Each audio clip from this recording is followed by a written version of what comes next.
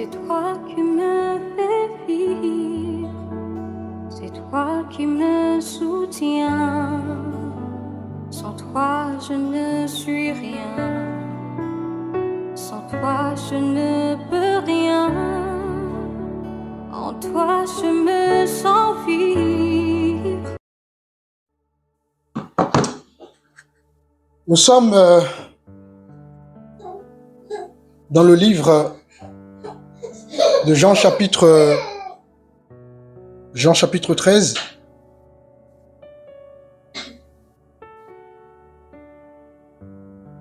Jean chapitre 13, je lis le verset 4, qui est donc le sujet de notre prédication de ce dimanche.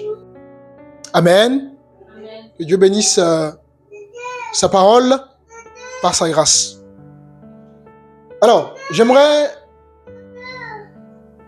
que nous puissions rentrer en nous-mêmes ce dimanche de façon sincère, de façon profonde. Et il y a deux questions que j'aimerais qu'on se pose. La première question, quel est l'état de notre cœur? Quel est l'état de mon cœur devant Dieu? Quel est l'état de ton cœur devant Dieu? Et il faut une sincérité pour poser cette question-là. Quel est réellement l'état de notre cœur lorsque nous venons à Dieu, lorsque nous venons dans la présence de Dieu? Et ensuite, la deuxième question, quel est mon regard ou ma compréhension de ce que c'est que la vie chrétienne? Première question, quel est l'état de mon cœur? Deuxième question, quel est mon regard ou la lecture que je fais de la vie chrétienne? Et à partir de ces deux questions-là, le Saint-Esprit va nous parler.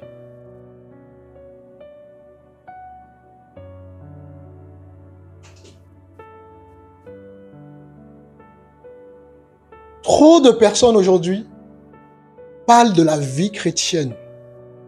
Je suis chrétien. Je suis chrétienne.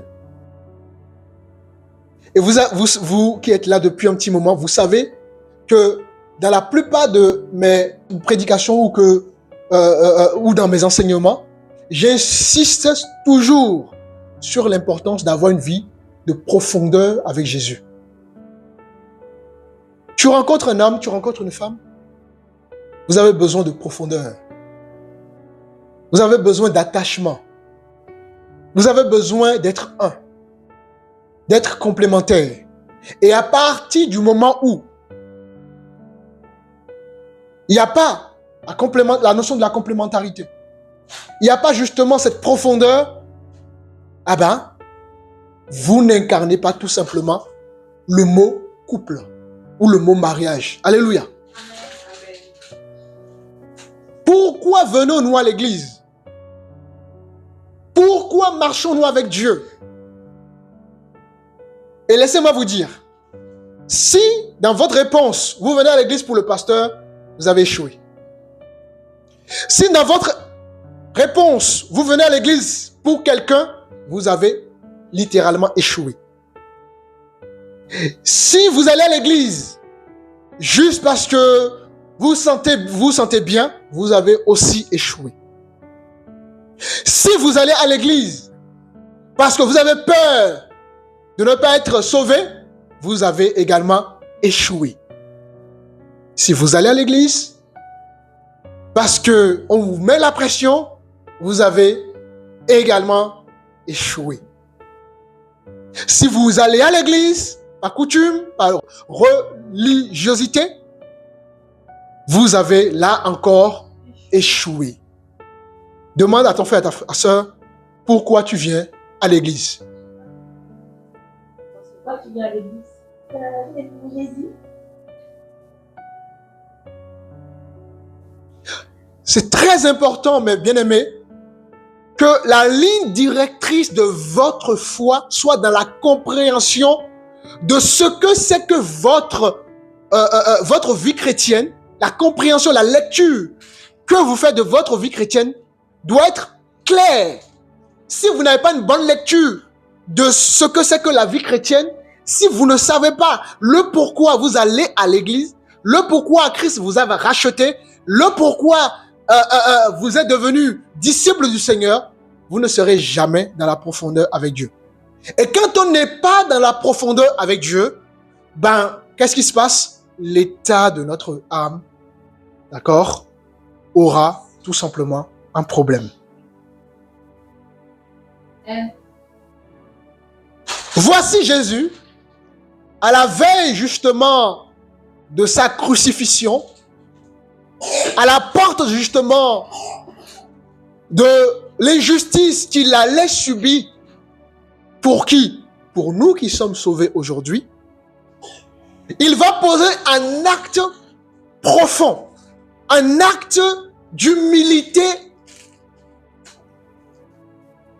inouïe. Un maître qui donc va laver les pieds de ses disciples.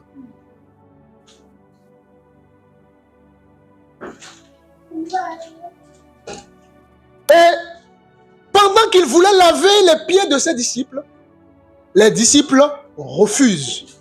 Naturellement, ça se comprend. Mais non, comment un maître va-t-il se permettre de laver mes pieds? Comment ce Jésus, Dieu fait chair, peut-il laver mes pieds, moi, être humain? Comme Somme le dira, qui est l'homme pour que ton regard soit porté sur lui? Et leur réaction est tout à fait légitime. Alors, ils vont s'opposer à ce que Jésus voulait faire. Maintenant, avant d'aller plus loin, que nous dit 3 Jean, le verset 1, le chapitre 1, le verset 2. Quelqu'un peut me lire ça rapidement. Bien-aimé, je souhaite que tu prospères à tout point de vue et sois en bonne santé, à l'image de ton âme. Alléluia. On a l'habitude de prendre ce verset quand il s'agit des bénédictions terrestres. Quand les choses, comment dirais-je, nous arrangent. Bien-aimé, je souhaite que tu prospères à tous égards comme l'état de ton âme. Avant de prospérer à tous égards, que je vais expliquer bien évidemment, il faut que ton âme d'abord prospère. On dit comme l'état de ton âme. Avant que tu ne prospères, c'est quoi l'état de ton âme? C'est quoi l'état de ton âme? Ton âme est-elle enracinée dans la parole de Dieu? Ton âme est-elle enracinée dans la croix? Ton âme est-elle enracinée dans l'amour? Ton âme est-elle enracinée dans la paix? Ton âme est-elle enracinée dans la bonté? Ton âme est-elle enracinée dans la joie, la patience, la persévérance, la douceur? Quel est l'état, mon frère, ma soeur, bien-aimé, de ton âme? Parce qu'aucune prospérité ne naisse sans que ton âme ne soit dans un certain état.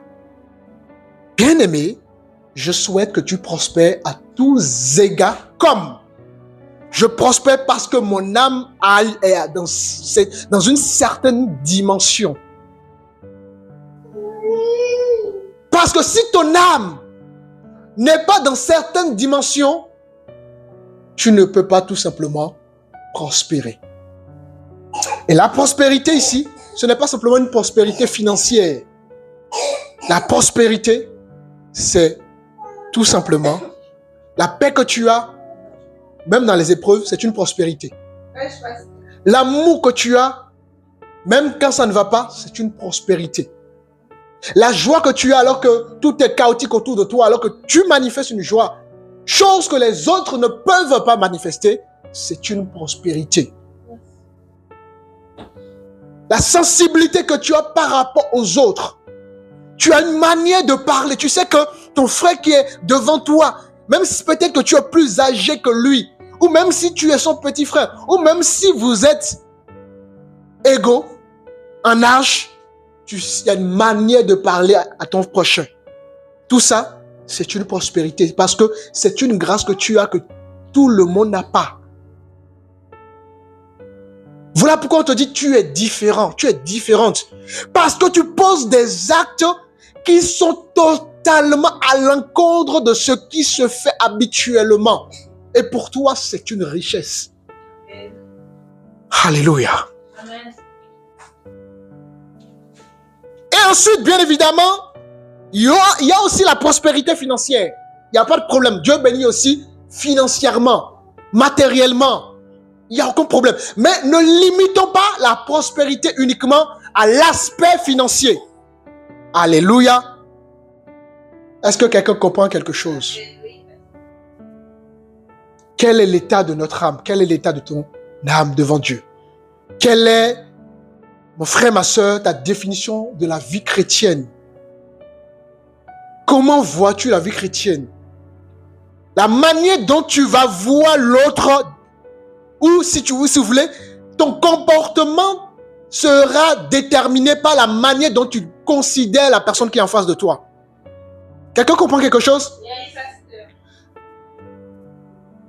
Ton agissement, ton comportement, ta façon de parler sera en proportionnalité par rapport au respect que tu as vis-à-vis de l'autre. Si tu as du respect pour l'autre, tu vas apprendre à ne pas parler n'importe comment, à choisir tes mots.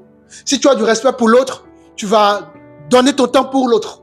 Il y a des choses que tu vas faire qui juste sont le reflet de ton cœur par rapport à lui.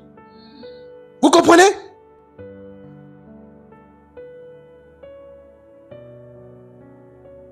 Quel est l'état de notre cœur? Les âmes, aujourd'hui, même en Dieu, ne sont pas restaurées, ne sont pas sur le chemin de la restauration. Beaucoup de chrétiens soignent l'extérieur et ont abandonné l'intérieur. Beaucoup de chrétiens prennent soin de l'extérieur. Comment il faut parler à l'extérieur, comment il faut soigner l'image, mettre des rouges à lèvres à outrance. Voyez? Des crèmes à outrance, des poudres à outrance, voilà, des vêtements de marque. Là, ça intéresse les chrétiens. Mais l'état du cœur, les gens ne font plus un travail par rapport à l'état du cœur. Pourquoi? Et c'est ce que nous allons comprendre. Parce que tout simplement, les gens n'ont pas une bonne lecture de ce que c'est que la vie chrétienne. Et avant de revenir dans Jean chapitre 13, nous allons faire un saut pour comprendre quelque chose. Nous sommes dans le livre de Lévitique.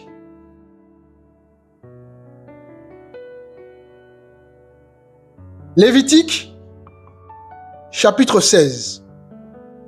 On va lire à partir du verset 21. 21 et le verset 22.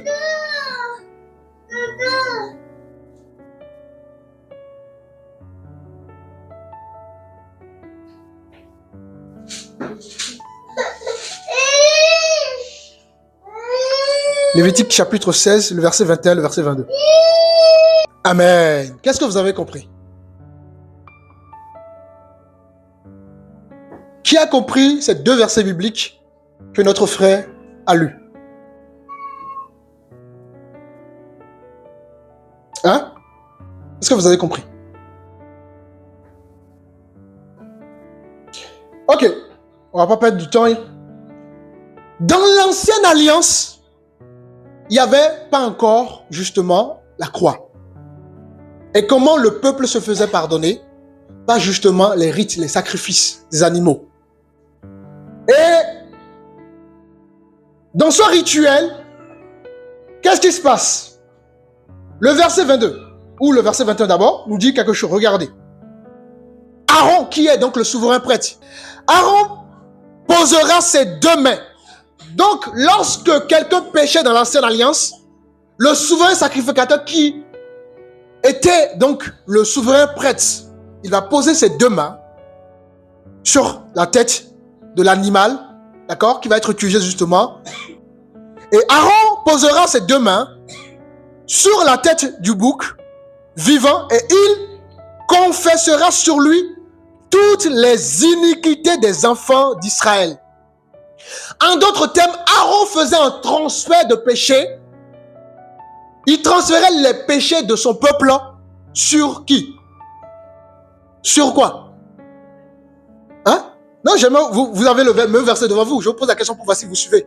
Il transfère les péchés du peuple sur qui? Sur le bouc. Vous ne lisez pas? Il y avait un transfert de péché.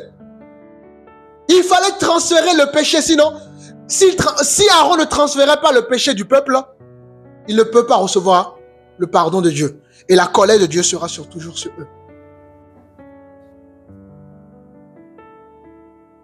On en viendra. Mais ce que tu dis, c'est très bien. C'est une bonne réponse. Donc, Aaron ici préfigure, si vous avez compris, Dieu. Et le bouc préfigure Christ. Alléluia. Amen. Et Aaron posera ses deux mains sur la tête du bouc vivant et il confessera sur lui toutes les iniquités des enfants d'Israël et toutes les transgressions sur lesquelles ils ont péché. Et il les mettra sur la tête du bouc, puis il le chassera dans le désert à l'aide d'un homme qui aura cette charge. Donc une fois le péché transféré sur le bouc, on renvoyait le bouc dans le désert. Vous suivez? Le verset 22. Le bouc emportera sur lui toute leur iniquité.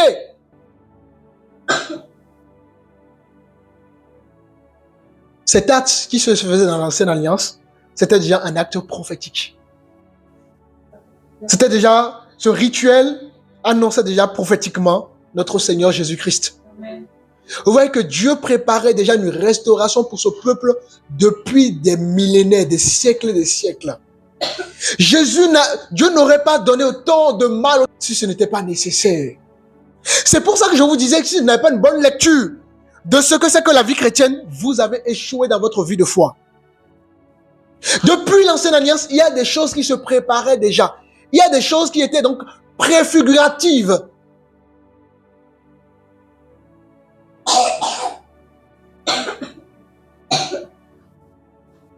Alors, la question que je vous pose, sur qui Dieu a fait retomber nos péchés? Sur Christ. Vous vous rendez compte? Dieu a fait retomber nos péchés sur Christ. Pas où? À quel endroit précisément? Pas à quel moyen? Exactement, par l'œuvre de la croix. Donc, mes bien-aimés, à la croix, il y a eu un transfert. À la croix, ton péché a été transféré. À la croix, ton stress a été transféré. À la croix, tes difficultés ont été transférées. À la croix, tes blessures ont été transférées. À la croix, tes influences, tout ce qui influence ta vie, toutes les malédictions familiales, tous les blocages, tous les hôtels de ta vie, t'es transféré, mon frère, ma soeur, à la croix.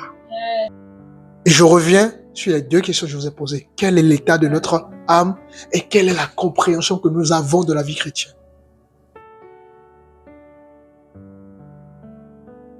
Un prisonnier, même s'il a été gracié, si on ne lui apporte pas l'information, il continuera à rester prisonnier. Est-ce que quelqu'un comprend quelque chose? Si tu n'as pas la révélation de ce que Christ a fait, tu continueras à rester prisonnier. Si tu ne comprends pas ce que Christ a fait dans ta vie, mon frère, tu continueras à rester prisonnier. Même si tu as reçu la nouvelle naissance, même si tu... Alléluia! Mon peuple périt par manque de connaissance. La Bible ne dit pas que le monde périt par manque de connaissance. La Bible dit, mon peuple. Le peuple de Dieu, ce sont des gens, des hommes et des femmes qui ont été régénérés, qui ont reçu la grâce. Et pourtant, alors qu'ils ont reçu la grâce, ils continuent à périr par manque d'information. Alléluia. Quelle est la révélation que tu as? Parce que la révélation que tu as de Dieu, c'est ça qui va te pousser à aller à l'église. Sans qu'on ne te mette la pression. Naturellement, tu comprends que l'église est nécessaire. La révélation que tu as de Dieu, c'est ça qui va te permettre de t'impliquer dans l'œuvre de Dieu. Parce que tu sais que Dieu t'appelle à faire quelque chose. Tu sens l'utilité. Tu sens que tu n'as pas besoin qu'on te dise fais ceci, fais cela. C'est ton devoir naturellement. Tu le fais de façon naturelle, avec joie, sans contrainte, parce que tu as la révélation de qui est Jésus. Yes. Amen, amen, amen.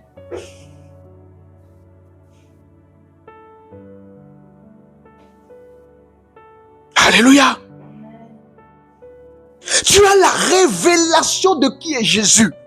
Quand on a la révélation de qui est Jésus, mes bien-aimés, on a quelque chose qui bouillonne dans notre cœur. On a envie de servir Dieu. On n'a pas besoin qu'on nous dise lève-toi, fais ceci, prie, jeûne, va évangéliser. Parce que tu comprends ces choses, que ça bouillonne déjà à l'intérieur de toi. Amen.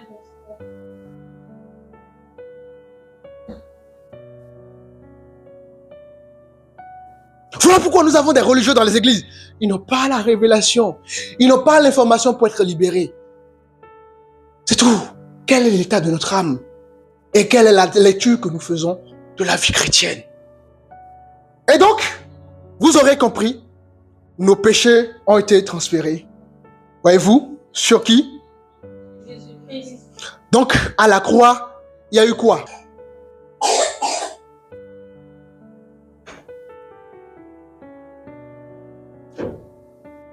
Le premier transfert qui a eu lieu à la croix, nos péchés ont été imputés à Jésus. Dieu a transféré tout sur son Fils. Et le deuxième transfert qui a eu lieu, nous avons reçu la justice.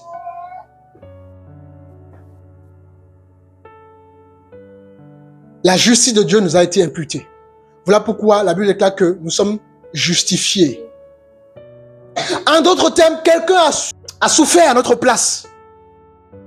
Quelqu'un a été puni à notre place. Et lui qui est juste, qui devait vivre la justice de Dieu, ben Dieu a pris sa justice à lui et nous a transféré à nous. Ça va? Par la foi. Nous sommes, regardez, ce que je vous dis, on va le voir. Nous sommes dans 2 Corinthiens chapitre 5.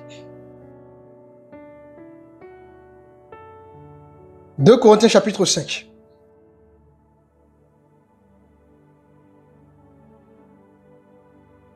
Alors, on va prendre...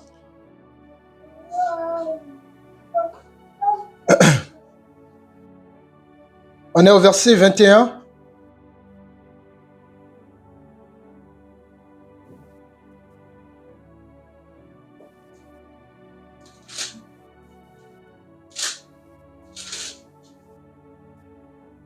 Alléluia!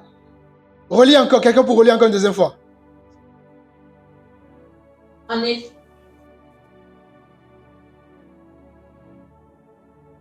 Vous comprenez? Celui qui n'a point quoi connu le péché, qui n'a point connu le péché, Jésus. Celui qui n'a point connu le péché, il l'a fait. Le il ici, c'est qui? Dieu. Il l'a fait devenir péché pour qui? Pour nous. Nous continuons. Afin que nous devenions en lui quoi? Justice de Dieu. Alléluia.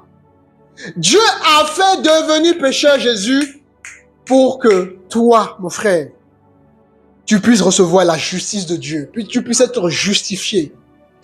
Donc, ce qui te justifie devant Dieu, ce n'est pas tes efforts, ce n'est pas tes performances, ce n'est pas ce que tu fais. Seigneur, tu vois, je prie beaucoup.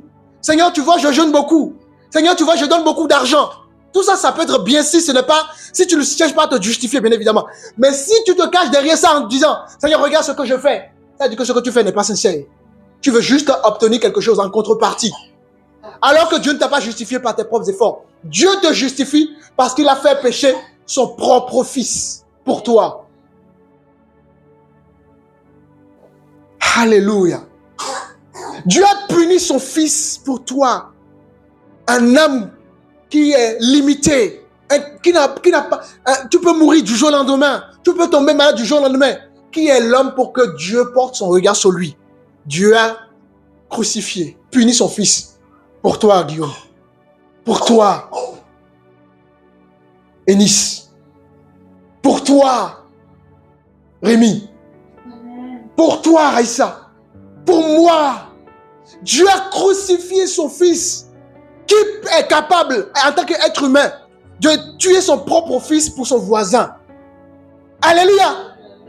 Dieu a tant aimé le monde qu'il a fait le don de son fils. Il a tant aimé le monde qu'il a donné son fils unique afin que quiconque croit en lui ne périsse point, mais qu'il ait la vie éternelle. Quel amour! Et donc la vie chrétienne commence par la révélation du Père. La révélation de qui est Dieu. Si tu n'as pas la révélation, que tu continues à te voir devant Dieu comme un pécheur, parce que tu n'as pas compris que Dieu t'a justifié, tu auras du mal à vivre dans la restauration.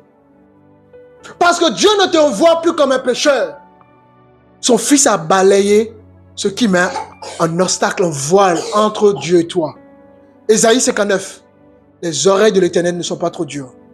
Ses mains ne sont pas trop courtes pour agir. Mais ce qui nous mène séparation entre lui, c'est le péché. Et lorsque l'homme va pécher dans le jardin, qu'est-ce qu'il y a eu lieu? Qu'est-ce qui s'est passé? Il s'est séparé. Il y a eu la mort spirituelle.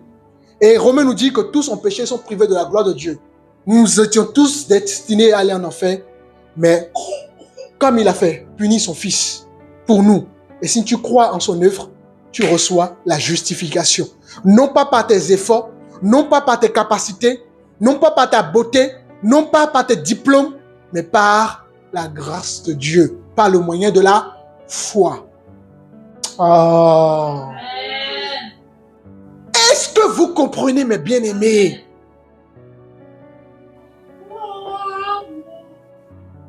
L'amour de Dieu change tout. Lorsque tu sais que tu as un mari qui t'aime, ça bouleverse ton caractère. Amen. Tu es obligé de changer pour cet amour que tu reçois. Tu es obligé de changer de direction, de mentalité pour cet amour que tu reçois. Même si tu es du comment, même si tu es bizarre comment, même si tu ne veux pas te soumettre à ton mari, à cause de l'amour que tu reçois, tu changes ta décision, que tu commences par te soumettre même sans te rendre compte. Parce que tu reçois de l'amour et tu vis cet amour. Comment veux-tu changer si tu ne reçois pas la révélation de l'amour du Père, de Dieu? Voilà ce qui nous motive. Voilà ce qui me motive depuis que je marche avec le Seigneur. Que j'ai abandonné ma jeunesse, les boîtes de nuit. J'ai abandonné des amis. J'ai abandonné de circuler, passer par le monde. Mais j'aime la belle vie. Hein? Ah oui, qui ne veut pas la belle vie? Qui ne veut pas aller dans les boîtes de nuit? Qui ne veut pas coucher avec les femmes passées par là? Mais j'ai fait le choix d'être fidèle à ma femme. J'ai fait le choix d'être un père fidèle. J'ai fait le choix d'être fidèle à ma famille. J'ai fait le choix d'aimer que ma femme, rien qu'elle. J'ai fait le choix de servir le Seigneur. Même si ma chair veut aller en boîte de nuit, même si la chair veut faire des choses, je dis à ma chair, tais-toi parce que Dieu m'a aimé le premier. Tais-toi parce que Dieu m'a choisi comme un instrument. Tais-toi parce que je ne suis rien, mais Dieu m'a dit, toi tu vas me servir qui je suis. Alléluia. Les gens pensent que nous-mêmes on a des problèmes. Hein? Regardez sur mon bureau. Vous voyez les factures qui sont là, un dossier de factures. Vous voyez, ça ne m'empêche pas de prêcher Jésus. Ça ne m'empêche pas de servir de Jésus. Ça ne m'empêche pas d'aimer mes frères. Ça ne m'empêche pas même d'aider financièrement des gens. Même alors que moi-même je suis dans le besoin. Alléluia. Amen. Les gens pensent que tout va bien parce qu'on aide les gens. Les gens pensent qu'on est riche, on n'est pas riche. Tout ce qu'on fait, on le fait pour le Seigneur. Amen. Les factures ne me donnent pas de l'insomnie. J'ai donné ma vie à Jésus. Même si les amis m'ont abandonné, ça ne me donne pas l'insomnie. Je sais qu'il y a quelqu'un qui m'aime et qui m'aimera toujours, non pas parce que je fais des choses, mais qui m'aime sans inconditionnellement. Alors qu'entre nous, entre les amis, on s'aime parce qu'on est ceci, cela, ceci. Et tant que je ne réponds pas aux critères, on m'abandonne. Je préfère avoir Jésus seul comme ami que d'avoir des amis et ensuite d'être déçu.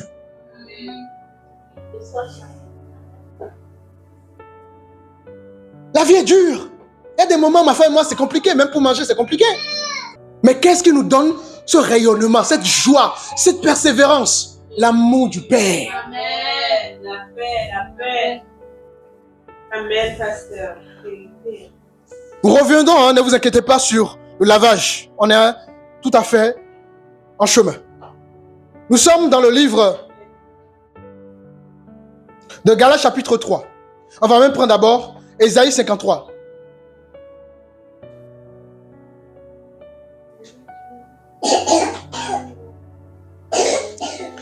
Ésaïe 53.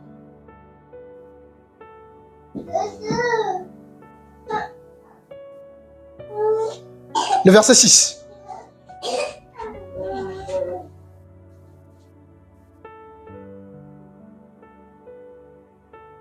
Je lis la parole dans le nom du Seigneur. Ésaïe 53, verset 6.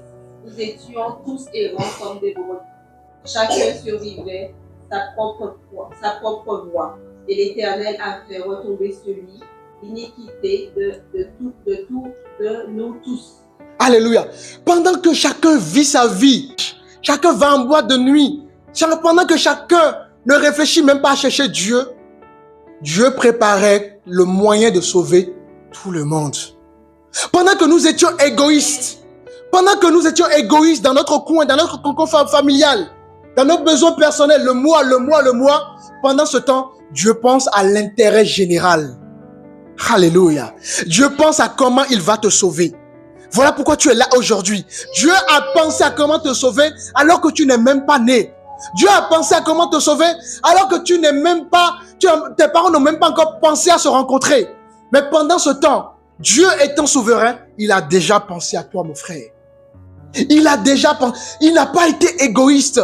Il a pensé à toi pour que tu puisses vivre dans l'éternité, dans sa présence. Et tu continues toujours à te rebeller contre Dieu. Tu continues toujours à négliger Dieu. Tu continues toujours à vivre, à être dans la justification. Ça veut dire que tu n'as pas compris pourquoi tu es chrétien. Pourquoi tu es devenu chrétien? Parce que tu n'as pas une bonne lecture de ce que c'est que la vie chrétienne.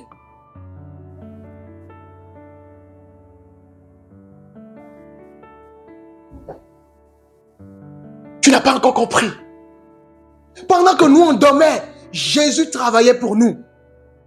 Je n'étais pas encore né, mais Jésus est venu sur terre parce qu'il savait qu'un jour, à telle période, Matthieu serait né et il serait sauvé. Raïssa serait née et elle sera sauvée. Tanguy serait né et il serait sauvé. Dean serait né et il serait sauvé. Hélène serait née et elle sera sauvée. Annie serait née et elle sera sauvée. Emmanuel sera né et elle sera sauvée. Alléluia. Pendant qu'on n'était même pas encore né, quelqu'un travaillait déjà depuis des éternités pour nous. Alors la Bible dit, dans le verset 6, nous étions tous quoi? Errants. D'accord? Comme des brebis. Chacun quoi? Suivait quoi? Sa propre voie. Donc pendant que chacun suivait sa propre voie, qu'est-ce qui s'est passé? Sa propre voie. Et l'Éternel a fait quoi? Retomber sur lui l'iniquité de qui? De nous tous. Est-ce que ce Dieu ne mérite pas ton attention? Ne mérite pas ta persévérance? Ne mérite pas ton sacrifice? Ne mérite pas que tu le cherches? Alléluia. Donc le problème des chrétiens aujourd'hui qui sont dans la chair, c'est un problème de révélation, de compréhension. Quel est l'état de notre âme? Et regardez le verset 5. Toujours dans Ésaïe. Mais il était blessé pour qui? Jésus est blessé pour qui? Pour nos péchés. Rappelez-vous, il y a eu transfert, double transfert à la croix. Et c'était déjà, dans l'Ancien Alliance, c'était déjà prophétique. Et il y a eu à la croix, double transfert. Jésus ne méritait pas ce qui lui est arrivé. Nous avons tué un homme bon. Un homme qui est venu nous apporter l'amour, la paix, la sécurité. Nous l'avons tué, mes frères. Nous avons préféré tuer un homme qui est rempli de bonté. Il aurait pu se justifier. Il s'est tué. Donc il a été blessé pour nous. Jésus a été blessé. Si tu vois que ton mari, parce qu'il veut te sauver, il s'est blessé, quelle réaction tu auras? À cause de toi, il veut te sauver, il a préféré recevoir la blessure à ta place. Qu'est-ce que tu fais? Hein? Le respect, l'admiration. Il a la gratitude. Est-ce que nous sommes comme ça avec Dieu? Parce qu'on ne comprend pas les choses. Non. Jésus a été blessé pour toi. Jésus a été blessé pour que tu puisses avoir la vie éternelle. Jésus a été blessé pour que tu sois libéré. D'accord? De ce monde. Libéré peut-être de la cigarette, de l'alcool, des femmes, de tout ce qui nous retient. Jésus a été blessé pour ça. Mais quelle est notre réponse vis-à-vis de ça? L'ingratitude. Parce qu'on ne comprend pas les choses. Ensuite, brisé pour nos iniquités. C'est un homme brisé. Il a été brisé pour nous, mes bien-aimés. Brisé pour que nous puissions avoir cette relation avec Dieu. Le châtiment qui nous donne la paix est tombé sur qui? Sur lui. Est-ce que la Bible peut être encore plus claire? Alléluia! Est-ce que vous comprenez quelque chose? Est-ce que ça va? Voilà l'œuvre de la croix. Derrière la croix, il y a eu un brisement, des blessures. Derrière la croix, il y a une souffrance. Pour qui? Qui est l'homme pour que ton regard soit porté sur lui? Un homme et une femme qui comprend ça va être constamment dans l'adoration. Merci Seigneur. Seigneur, je n'ai rien, mais le simple fait de ta voix me suffit. Amen. Seigneur, les choses n'avancent pas comme je le veux, mais ça me suffit d'être avec toi. Je sais que quand tu décideras de faire quelque chose dans ma vie, ça viendra. Alors, je reste dans je m'attache à toi, Seigneur. Seigneur, je dépends de toi. Vous voyez? Ça débloque les choses que nous avons du mal à surmonter dans nos vies parce qu'on ne comprend pas les choses. Ouais, on est en train d'aborder le sujet, par exemple, de l'Afrique. Vous allez voir, on a déjà commencé, on a vu. Quand en Afrique, on dit que la Bible est venue par les Blancs, on a déjà vu un petit peu. Vous voyez? Mon peuple périt par manque de connaissance.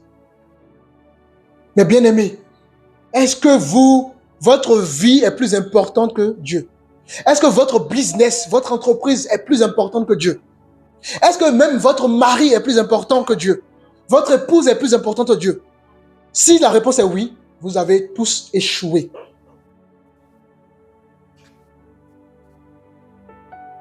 Vous avez tous échoué.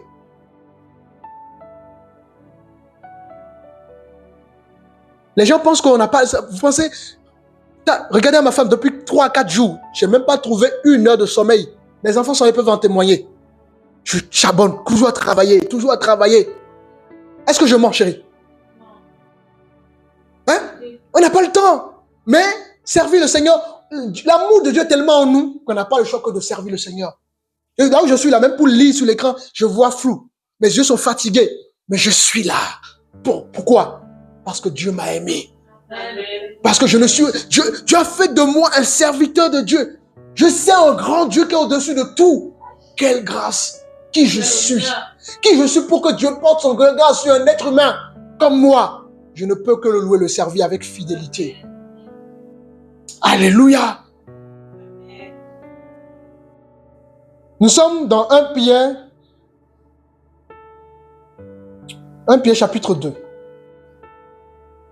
Le verset 24.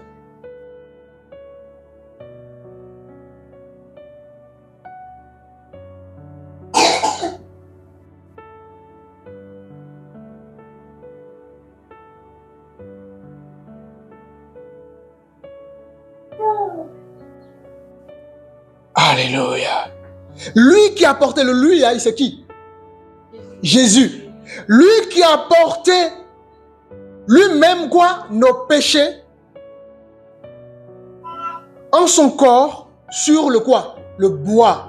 Donc au moment où il a été crucifié, il a crucifié quoi? Nos péchés. Il a crucifié nos jungles. Il a crucifié tout. Tout a été crucifié. Voilà pourquoi la croix, c'est une folie pour le monde, mais une puissance pour nous qui sommes sauvés.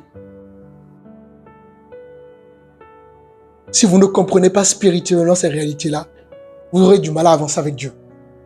Et donc, il a crucifié le péché en son corps sur du bois, afin que quoi? Il a fait ça pourquoi? Afin que mort, d'accord? Au péché, nous vivions pour la justice. Jésus a accepté la croix. Jésus a accepté la mort pour que je puisse vivre. Et surtout, je puisse vivre d'éternité en éternité avec Dieu le Père. Waouh, quelle grâce! Quelle grâce que quelqu'un a pris ma mort. Quelqu'un m'a évité l'enfer pour que je puisse vivre éternellement.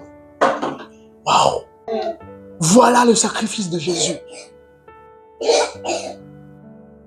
Et quand on comprend ça, on ne boude plus. Il y a des chrétiens aujourd'hui qui ne sont pas bénis, ils vont bouder Dieu. On ne boude plus. On va chercher davantage Dieu. On va se sanctifier davantage. Si Dieu nous bénit, on va d'abord bénir le ministère. Amen. Nous, on viendra donner quand ça nous reste juste 1 euro ou 100 francs, c'est là qu'on viendra bénir le ministère. On va penser au ministère en dernière position. Parce qu'on n'a pas compris ce que Jésus a fait pour nous. Or, qui a l'argent, qui a l'or? C'est Dieu lui-même. Tout lui appartient. Donc, on préfère, au lieu d'aller vers celui qui détient tout, qu'est-ce qu'on fait? On fait pas les choses comme il faut. Mes amis, comprenez que quand vous avez la révélation, votre comportement change, votre mentalité change, votre conduite change, tout ce que vous faites change et Dieu devient la priorité dans votre vie.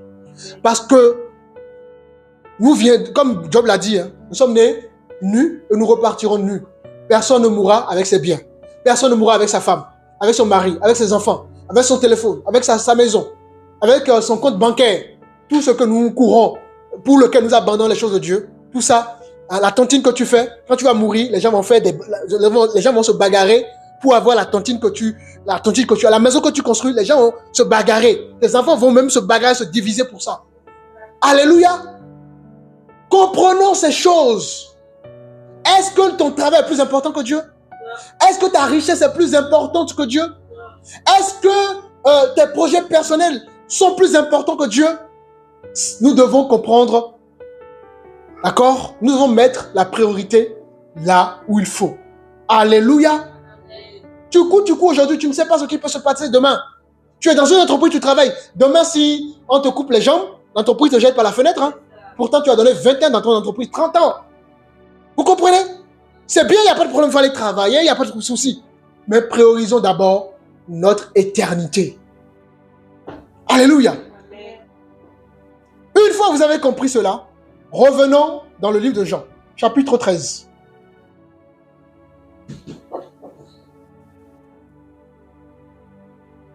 Le verset 4 dit ceci. Jésus va laver les pieds de ses disciples. Jésus a lavé les pieds de ses disciples. Et regardez, nous continuons, c'est pas fini. Des disciples et à les essuyer avec le linge dont il était saint. Donc, il les lave et il nettoie. On va comprendre tout ça. Et nous continuons. Les apôtres vont s'opposer. Qu'est-ce que Jésus dit? Nous sommes au verset... Pierre lui dit, le verset 8. Pierre lui dit, non, jamais. Vous voyez? Il ne peut pas accepter ça. Comment mon pasteur va me laver les pieds? Comment mon père va me laver les pieds? Comment Jésus va me laver les pieds? Vous comprenez? Il s'est opposé. Alors, qu'est-ce qui s'est passé? Le verset 9. Le verset 9. On va même prendre le verset 10. Jésus lui dit, celui qui est lavé n'a besoin que de se laver les pieds pour être entièrement pur. Celui qui a besoin d'être lavé. Vous savez, quand on a pris déjà une douche complète, et quand on veut laver les pieds, on n'a plus besoin de prendre une douche pour laver les pieds. On est déjà propre. D'accord? Notre corps est déjà propre. Jésus lui dit, vous êtes déjà lavé. Donc, vous n'avez plus besoin d'être lavé. Qu'est-ce que ça nous montre? Nous sommes dans Tite. Pour comprendre ça, cette parallèle. Tite, chapitre 3, quelqu'un peut me lire le verset 5 rapidement? Tite, chapitre 3, le verset 5. Une autre version dira pas le bain de la régénération. La nouvelle naissance, c'est le bain. Nous avons pris une douche. Alléluia. Nous avons pris une douche qui nous a régénérés. Donc, c'est ce qu'il leur a fait comprendre ici. Une fois que vous avez pris une douche, vous n'avez plus besoin de reprendre une douche. Tout ce dont vous avez besoin tous les jours, c'est qu'on vous lave les pieds. Le verset 10 nous dit, Jésus lui dit, celui qui est lavé. Bon, mon frère, tu as été lavé par le bain de la régénération. Nous avons été lavés par le bain de la régénération. Celui qui a été lavé n'a besoin que de se laver les pieds. Et c'est pour ça que Jésus leur lavait les pieds. Ensuite, pour être entièrement pur. Et donc, quand on est lavé, donc Jésus lave les pieds pour que ses disciples soient comment? entièrement pur. Donc, on te lave les pieds, mais tout entier, tu es pur. Et qu'est-ce qui va se passer? Le verset 7, qu'est-ce que Jésus répond? Quand les apôtres ont voulu s'opposer à ça, qu'est-ce qu'il répond? Ce que je fais, tu ne le sais pas maintenant, mais tu ne comprendras pas la suite. Alors, j'aimerais que vous soyez attentifs. Comment il peut dire à ses disciples qu'ils ne comprennent pas? Alors que quand on te lave le pied, tu vois très bien qu'on est en train de te laver le pied. Donc tu sais qu'on est en train de te laver le pied, n'est-ce pas? Mais il a dit, vous comprenez ce que je fais? Vous ne comprendrez pas, mais vous comprenez ça plus tard. Pourquoi il leur dit ça? Parce que le laver le pied, c'est un acte spirituel. Vous comprenez? Le laver le pied, attention, je ne suis pas en train de dire que Jésus a officialisé le laver le pied dans les églises. Ça peut être un acte symbolique, mais c'est d'abord tout un acte spirituel. Ça veut dire que malgré que Jésus est assis à la droite du Père glorifié, il continue à nous laver le pied. Alléluia. Jésus continue à te laver les pieds. Voilà pourquoi Dieu ne te voit plus comme un pécheur, parce que Christ a porté ton péché. Son Fils a porté ton péché. Donc Dieu ne te voit plus comme un pécheur. Maintenant, comme tu es un être, à cause du péché, tu es un être encore charnel, et il y a encore une lutte entre la chair et l'esprit, ben, Jésus continue à te laver les pieds pour que ton corps entier soit pur. Vous comprenez maintenant la parole de Jésus? Et où Jésus lave les pieds? Dans sa présence. Vous avez besoin du lavage des pieds pour être pur. Parce que après que nos premiers parents ont péché, la conséquence, c'était quoi? Quelle est la conséquence pour le serpent? Quand nos premiers parents ont péché, quelle est la conséquence? Quelle est la sentence qui a été prononcée pour le serpent? Le serpent Il a rampé sur le ventre, il a mangé de la poussière. Voilà. Ça veut dire que avant, le serpent était debout. Et maintenant, à cause du péché, il va manger la poussière. Or, notre corps a été formé par quoi? Par la poussière. L'esprit qui est en nous, c'est un esprit glorieux, magnifique. Mais à cause du péché, d'accord, notre enveloppe corporelle a pris un coup. Maintenant, la sentence qui est tombée sur le serpent, c'est qu'il va manger quoi? La poussière. En d'autres termes, si Jésus ne te lave pas les pieds, tu ne peux pas être pur devant Dieu. Satan se nourrit de quoi? De la poussière. Et ça veut dire quoi la poussière? Voilà. Satan se nourrit de ton mauvais comportement. Satan te nourrit de tout ce que tu fais qui ne glorifie pas Dieu. C'est ça en réalité. Donc Jésus continue à nous servir malgré qu'il est glorifié et assis à la droite du Père, parce qu'il sait que si on ne reçoit pas le lavage des pieds, l'acte qu'il a posé, tout ce qu'il a fait, servira à rien. Alors, Jésus continue à laver les pieds. Et c'est dans sa présence que Jésus, on peut être lavé.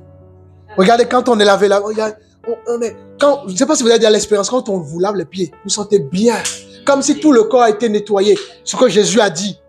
En fait, on reçoit de l'amour. Alléluia. Donc, c'est en allant dans la présence de Dieu, mes frères, que vous serez purs. C'est en allant dans la présence de Dieu. Votre âme a besoin du lavage. Vous avez besoin du lavage spirituel. Jésus est toujours au service de nous. Lui, le grand maître qui est glorifié, qui est assis à la droite du Père, il continue à nous servir. Va dans la présence de Dieu si tu veux la paix de Dieu. Va dans la présence de Dieu si tu veux marcher par l'esprit. Va dans la présence de Dieu si tu veux manifester l'amour, la paix, la bonté, la persévérance. Va dans la présence de Dieu. Il n'y a que la présence de Dieu qui te rendra plus. Il y a des chrétiens qui ne méditent même pas la Bible. Il y a des chrétiens qui ne prient même pas. Il y a des chrétiens qui ne jeûnent même pas. Il y a des chrétiens qui n'ont même pas soif de la présence de Dieu. Or, Jésus continue de nous servir. Pourtant, nous avons reçu le bain de la régénération. Mais comme il y a eu la conséquence du péché, notre enveloppe corporelle, d'accord, qui est une poussière. Et Satan se nourrit de cela. Satan se nourrit de notre chair. Satan se nourrit de nos faiblesses. Satan se nourrit justement de nos haines. Satan se nourrit de nos amertumes. Satan se nourrit de nos jalousies. Parce que tout ça, ce sont des œuvres de la chair. Vous voyez donc la nourriture de Satan. Voilà pourquoi le diable rôde autour de nous, cherchant qui dévorer. Lui, sa nourriture, s'il ne mange pas la poussière, il n'est pas bien. C'est ta vie qu'il veut manger. Maintenant, si tu vas devant Dieu, devant Jésus, que Jésus te lave les pieds, il n'aura plus de nourriture. Voilà pourquoi il est écrit dans Galates chapitre 5, le verset 16, marchez selon l'esprit. En d'autres termes, lorsque tu sors de la présence de Dieu, après avoir été lavé, après avoir été nettoyé, d'accord? Qu'est-ce qui se passe? Tu deviens pur devant Dieu. Alléluia. Amen. Vous voulez servir Dieu, c'est dans la présence de Dieu. Vous voulez avoir le feu, allez dans la présence de Dieu. Vous voulez marcher par l'esprit, allez dans la présence de Dieu. Parce que c'est pas pour rien que Jésus, malgré qu'il est là-bas, au ciel, il continue à laver, nettoyer nos pieds. Quelqu'un pourrait prendre rapidement Jean chapitre 15. Jean 15, le verset 3.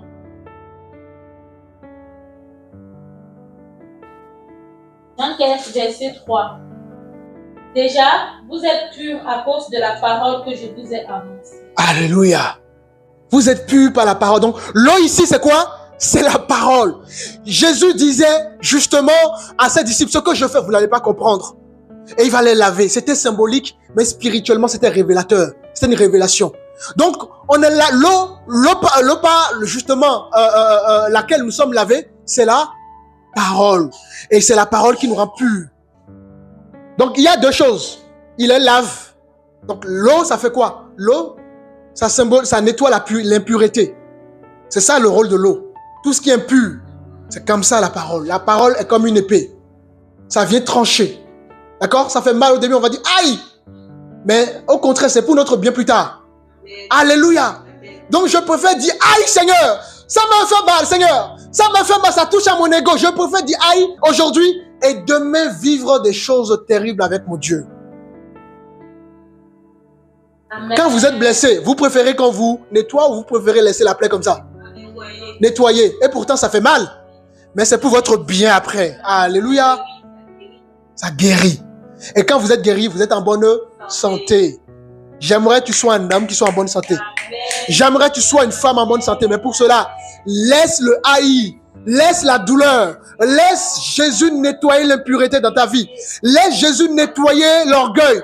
Laisse Jésus nettoyer le manque d'amour. Laisse Jésus nettoyer les murmures. Laisse Jésus nettoyer la rébellion. Laisse Jésus nettoyer les critiques. Laisse Jésus nettoyer tout ce qui ne le glorifie pas. Laisse Jésus te nettoyer proprement, pour que tu puisses être en bonne santé. Ainsi donc, je souhaite que tu prospères à tous égards, comme prospère l'état de ton âme. L'état de ton âme ne peut pas prospérer tant que tu n'es pas nettoyé par l'eau de la parole. L'état de ton âme ne peut pas prospérer tant que tu n'es pas dans l'intimité. Et une fois que ton âme sera propre aux yeux de Dieu, ton corps, ton être tout entier va pouvoir prospérer. Alléluia.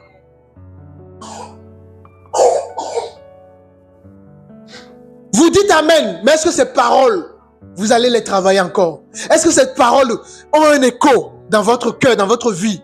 Est-ce que ces paroles transpercent votre corps, votre cœur? Est-ce que ces paroles vous amènent à vous humilier, à être humble? Est-ce que ces paroles vous amènent à même répondre, à demander pardon, à pleurer? Est-ce que ces paroles bouleversent votre vie? Si ces paroles ne bouleversent pas votre vie, c'est qu'il y a un problème. Donc, première chose, il va laver les pieds. Il lave les pieds, on a compris, hein? Ça révélait déjà son service auprès de Dieu. Il continue à laver les pieds de ses disciples, ceux qui sont des véritables chrétiens. Pas des gens qui se disent être chrétiens dans la bouche, mais les véritables chrétiens vont dans la présence de Dieu pour être nettoyés. Et deuxièmement, qu'est-ce qu'il fait? Une fois qu'il a nettoyé les impuretés, l'orgueil, le manque d'amour, une fois qu'il a nettoyé la jalousie, la haine, l'incrédulité, toutes ces impuretés, il va faire quoi? Essuyer. L'esprit m'a poussé à faire une recherche sur ce mot. Et ce mot signifie en grec ekmasso.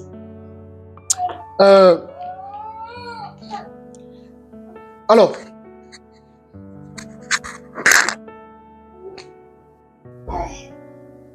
ekmasso, malheureusement, vous ne pouvez pas voir ce que je vais mettre ici. Ekmasso, d'accord? Oui, ça, d'accord. Ek, on va mettre tiré ici, ma. D'accord, on va mettre tiré ici, so. Pour la lecture. Ekmasso avec accent ici. On a deux mots. Ça se regroupe en deux. Donc, ek Ek, et le masso ici, masso. C'est pas pour rien. Qu'est-ce que Jésus fait? Le est là, le ek, ça vous parle? Sorti de, hors de. Alléluia. Le ek ici, donc, hors de. D'accord? Sorti de. Et le masso. On va le voir après. Donc, Dieu te sort. Vous comprenez? Une fois que Dieu t'a lavé, il te sort de tes jungles. Il te sort de tes prisons. Il te sort de tout ce qu'il n'a pris sur ta vie. L'église Ecclésia mise à part, Dieu te met à part pour que tu brilles. L'homme brille parce qu'il est passé par le feu. Et donc, une fois qu'ils ont été faits laver le pied, qu'est-ce qui s'est passé? Jésus va donc nettoyer. Donc, maintenant, le masso, ça veut dire dévorer, manger. Alléluia. Vous me suivez? Amen. Donc, comment comprenez-vous tout ça maintenant? Une fois que j'ai donné cette définition, qu'est-ce que vous comprenez? L'essuiement, c'est quoi? Qu'est-ce qu'il fait? Jésus, là, concrètement, en essuyant les pieds de ses disciples. Qu'est-ce qu'il fait? Il met à part. J'ai expliqué. Le essuyer, c'est ek et masso. Le masso, c'est dévorer. Et le ek, c'est mis à part, le sort d'eau. Donc, qu'est-ce qu'il nous fait? Il nous sort de tout ce qui peut nous dévorer. Amen. Amen. Le diable rôde, cherchant qui dévorer, cherchant qui manger, le masso. Alléluia. Amen. Est-ce que vous comprenez quelque chose? Voilà le travail de Dieu, le travail du Seigneur. Mais ce travail-là, ça se fait dans l'intimité. Je répète encore. Jésus essuie les pieds. Ek masso, ek, sort de masso, dévorer, manger. Donc il essuie les pieds pour qu'ils soient propres afin de ne pas être dévorés par l'ennemi de leur âme, qui lui mange la poussière. Or, notre enveloppe corporelle a été créée par la poussière. Voilà l'œuvre que le Seigneur a accomplie. Il s'est humilié à laver les pieds de ses disciples pour que nos pieds soient propres. Jésus a lavé les pieds en disant, même au ciel, je continuerai à vous servir. Même au ciel, je continuerai à vous nettoyer. Vous n'avez plus besoin du bain parce que vous avez été déjà régénéré. Vous avez déjà reçu le bain. Vous avez reçu déjà la douche pour votre corps. Maintenant, dans votre marche, comme vous êtes encore des hommes charnels et il y a encore une lutte entre la chair et le sang, vous avez besoin, d'accord, d'être nettoyé quotidiennement. Et tous les jours, Jésus nettoie nos pieds pour que nos pieds soient propres. Parce que c'est l'endroit qui est souvent sale. Le seul endroit qui est sale, n'est-ce pas, la seule partie qui est sale au niveau du corps humain, c'est le pied. Et Jésus continue à laver nos pieds tous les jours. Pour que nous puissions pas être dévorés par Satan. Pour que nous ne marchions pas par la chair, mais par l'esprit. Que Dieu vous aide à saisir la lecture de votre vie chrétienne, à rentrer, à sortir de ce lieu, en rentrant dans la profondeur. Que Dieu vous amène à être dans la profondeur avec lui. Que Dieu vous amène à réaliser ce qu'il a fait, afin que vous arrêtez de murmurer, vous arrêtez de critiquer, vous arrêtez de résister, d'être rebelle à Dieu. Que Dieu vous amène à donner totalement votre vie à lui. Que Dieu vous aide à être des hommes de prière, des femmes de prière à l'intimité, à prendre soin de vos maris, à prendre soin de vos femmes. Que Dieu vous aide à être des enfants obéissants. Que Dieu vous aide à être fidèles dans vos entreprises, dans toute votre vie. Que Dieu vous aide, mes bien-aimés. Alléluia. Levez-vous, nous allons prier. Nous allons prier pour la bonté de Dieu, pour ce que Dieu a fait pour nous. Lui qui a lavé nos pieds, lui qui a nettoyé nos pieds. Il nous lave les pieds tous les jours, afin que le diable ne puisse pas nous manger. Il nettoie nos pieds tous les jours, afin que le diable ne puisse pas trouver de quoi manger dans notre vie. Et ensuite, après qu'il nous nettoie les pieds par la parole, il essuie nos pieds. Il essuie nos pieds pour que nous soyons propres. Nous ressentons un bien. Nous ressentons de l'amour, de la fierté par sa grâce. Alors Seigneur, nous voulons te dire merci. Merci pour cette mise en situation. Merci de nous permettre de vivre ce que les apôtres ont vécu. D'expérimenter ce lavage des pieds pour saisir la dimension spirituelle. Merci Seigneur pour ta bonté, ton amour dans notre vie. Nous avons compris ce soir que nous devons aller dans l'intimité. Nous avons compris ce soir que Dieu ne nous voit plus comme des pécheurs, parce que nos péchés ont été transférés sur la vie de ton Fils unique. Et quiconque croit en l'œuvre de la croix est sauvé. Alors, Seigneur, je vais apprendre à aimer. Je vais apprendre à être fidèle. Je vais apprendre à être persévérant. Je vais apprendre, Seigneur, à être comme toi, à marcher comme toi, à penser comme toi. Aide-nous, Seigneur, que nous rentrions dans l'intimité de façon profonde pour la gloire de ton nom, Jésus. Oh, Riba Shanta Rabaka Sheke. Oh, Seigneur. Seigneur, nous changeons de vie parce que nous avons saisi la révélation de ton amour. Avant que je ne naisse, tu as déjà préparé cette œuvre. Avant que je ne naisse, tu as déjà préparé la manière de transférer mon iniquité, mon péché sur la vie de ton Fils. Et tu es venu en tant qu'homme, fait chair, humilié, brisé, châtié, et justement pour que, Seigneur, ton Église soit sauvée. Ton Église puisse recevoir la vie éternelle. Ton Église puisse marcher dans la sanctification, dans la paix, dans l'amour, dans la joie, dans la sensibilité. Seigneur, fais-nous vivre véritablement l'œuvre que tu as prédestinée d'avance, afin que nous les pratiquions. Oh, oh Seigneur, lave les pieds de ton peuple. Seigneur, tous les jours, nous voulons aller dans ta présence. Que chacun se laisse laver par les pieds. Chacun se laisse essuyer par ton linge. Chacun se laisse nettoyer dans ta présence pour être pur. Nous n'avons plus besoin d'un bain, mais nous avons simplement besoin d'un lavage des pieds. Nous avons tout simplement besoin d'une intimité profonde. Nous avons tout simplement besoin d'aller à ta rencontre tous les jours, dans la parole, dans la sanctification, dans la méditation. Oh Jésus, dans la persévérance, dans le service, dans l'évangélisation et toutes ces choses, Seigneur, qui nous permet d'être en contact avec toi. Bénis cette église, bénis cette communauté, bénis l'église universelle, bénis nos frères, Seigneur, qui sont dans d'autres églises, nos soeurs qui sont dans d'autres églises, bénis toute l'église dans son ensemble. Oh Seigneur, que l'église soit bénie au nom de Jésus. Alléluia. Alléluia. Alléluia.